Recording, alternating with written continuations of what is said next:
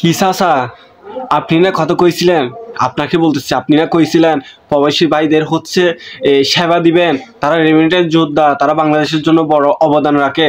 আপনারা না স্বীকার করছিলেন 2024 সালে গণ অভ্যুত্থান বা যেটা আন্দোলন হয়েছে এটার মধ্যে তাদের অবদান না সবচেয়ে বেশি ছিল। আপনারা না বলছেন তাদের সেবা দিবেন। কই মামা এখন চাচা কই? আপনি কোথায়? আপনারা খুঁজতেছে বাংলার মানুষ।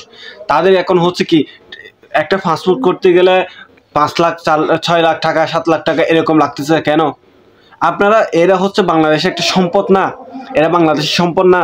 বাইরের দেশ থেকে তারা কষ্ট করে হচ্ছে বাংলাদেশের মধ্যে টাকা আনতেছে, রেমিটেন্স আনতেছে।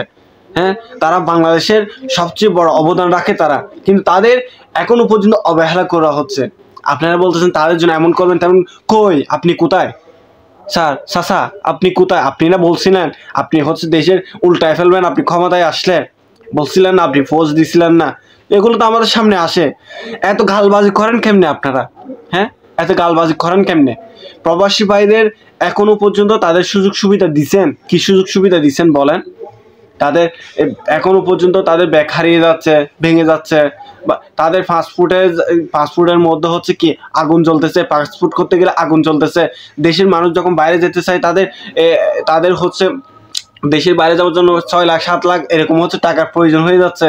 তো আপনারা যেহেতু তারা দেশের সম্পদ, এরা যেহেতু দেশে সম্পদ, দেশের জন্য জিনিস আনতেছে, দেশের ভালোর জন্য, দেশে বাইরের দেশ থেকে কষ্ট করে দেশের মধ্যে রেমিটেন্স পাঠাচ্ছে। তো দেশের সরকারের প্রয়োজন ছিল যে তাদের জন্য একটু টাকা কম করে যেন বাইরে পাঠানো যায়। এতে যে এক জায়গায় হচ্ছে তার লাভও হবে, দ্বিতীয় জায়গায় হচ্ছে দেশের লাভও হবে।